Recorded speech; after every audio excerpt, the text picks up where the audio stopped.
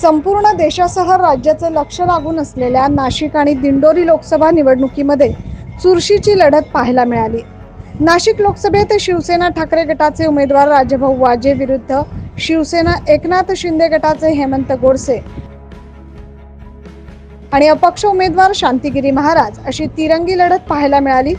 नाशिक लोकसभेत 29 तर दिंडोरी लोकसभेत 26 फेऱ्यांमध्ये मतमोजणी झाली।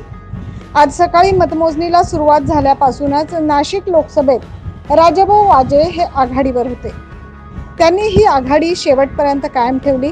शेवटच्या फेरीत राजाभाऊ वाजे यांना 6,14,517 मतं मिळाली।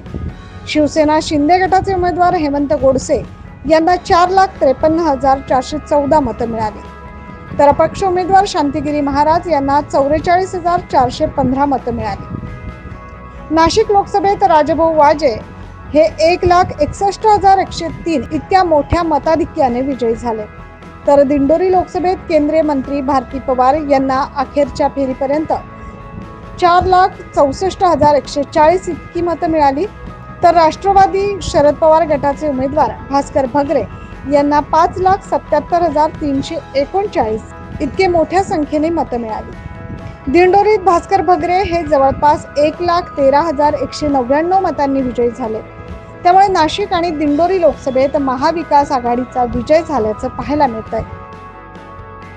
Bureau report 9 news Maharashtra.